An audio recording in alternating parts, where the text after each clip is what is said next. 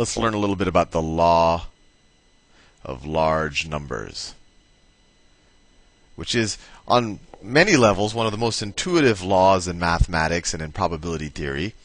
But because it's so applicable to so many things, it's often a misused law, or sometimes a slightly misunderstood. So just to be a little bit formal in our mathematics, let me just define it for you first, and then we'll talk a little bit about the intuition. So let's say I have a random variable x, right? And we know its expected value, or its population mean. The law of large numbers just says that if we take a sample of n observations of our random variable, and if we were to average all of those observations, and let me define another variable. Let's call that x sub n with a line on top of it. This is the mean of n observations of our random variable. So it's literally, this is my first observation. So you can kind of say I run the experiment once and I get this observation, and I run it again, I get that observation, and I keep running it n times. And then I divide by my number of observations. So this is my sample mean. This is the mean of all of the observations I've made. The law of large numbers just tells us that my sample mean will approach my expected value of the random variable. Or, I could also write it as my sample mean will approach my population mean for n approaching infinity. And I'll be a little informal with this, what does approach or what does convergence mean? But I think you have the general intuitive sense that if I take a large enough sample here, that I'm going to end up getting the expected value of the population as a whole. And I think to a lot of us that's kind of intuitive, that if I do enough trials, that over large samples, that the trials would kind of give me the numbers that I would expect given the expected value and the probability of all that.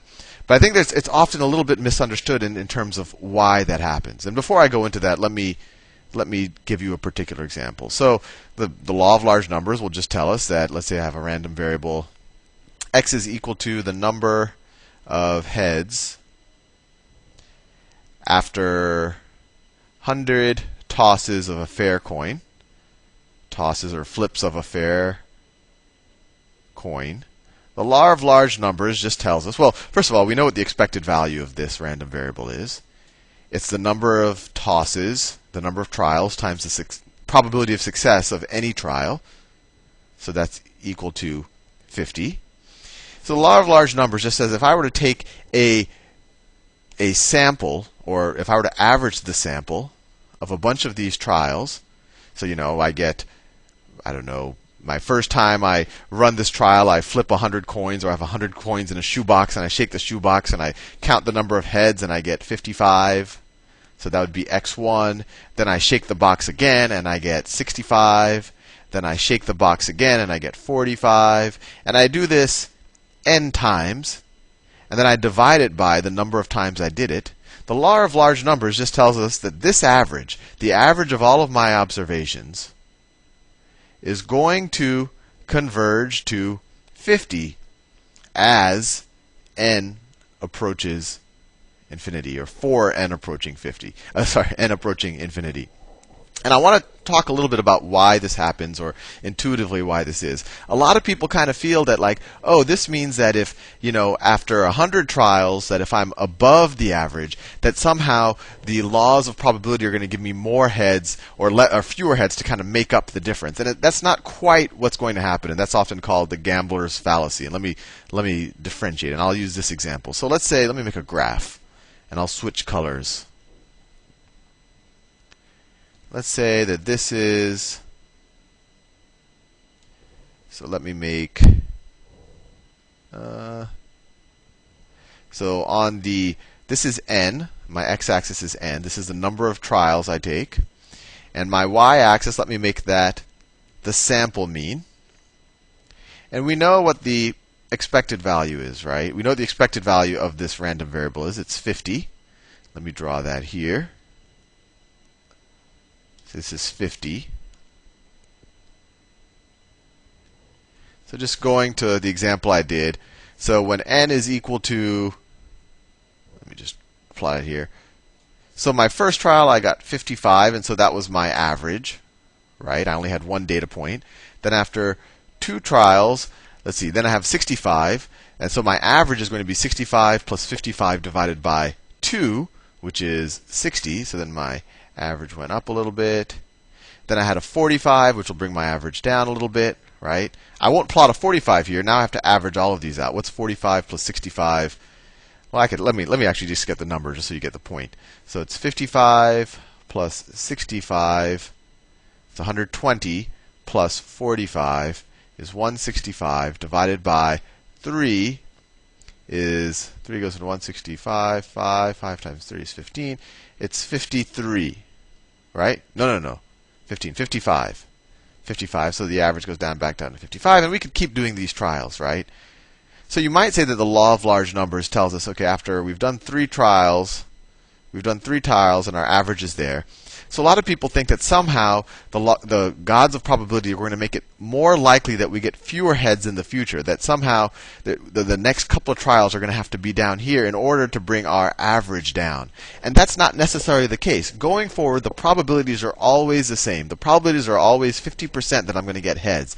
It's not like if I had a bunch of heads to start off with, or more than I would have expected to start off with, that all of a sudden things would be made up and I'd get more tails. And that would be the gambler's fallacy, that if you have a long streak of heads or you have a disproportionate number of heads, that at some point you're going to have you have a higher likelihood of having a disproportionate number of tails. And that's not quite true. What the law of large numbers tells us is that it doesn't care. Let's say after some finite number of trials, your average actually, it's a low probability of this happening, but let's say your average is actually up here, is actually at 70, right? Like, wow, we really diverged a good bit from the expected value. But what the law of large numbers says, well, I don't care how many trials this is. We have an infinite number of trials left, right? And the expected value for that infinite number of trials, or especially in this type of situation, is going to be this. So when you average a finite number that averages out to some high number, and then an infinite number that's going to converge to this, you're going to, over time, converge back to the expected value. And that was a very informal way of describing it. But that's what the law of large numbers tells you, is that, and it's an important thing. It's not telling you that if you get a bunch of heads, that somehow the probability of getting tails is going to increase to kind of make up for the heads. What it's telling you is that no matter what happened over a finite number of trials, or no matter what the average is over a finite number of trials, you have an infinite number of trials left. And if you do enough of them, it's going to converge back to your expected value. And this is an important thing to think about. But this isn't used in practice every day with the lottery and with casinos, because they know that if you do large enough samples, and we could even calculate, if you do large enough samples, what's the probability that things are, deviate significantly. But casinos and the lottery every day operate on this principle that if you take enough people, sure, in the short term or with a few samples, a couple of people might beat the house.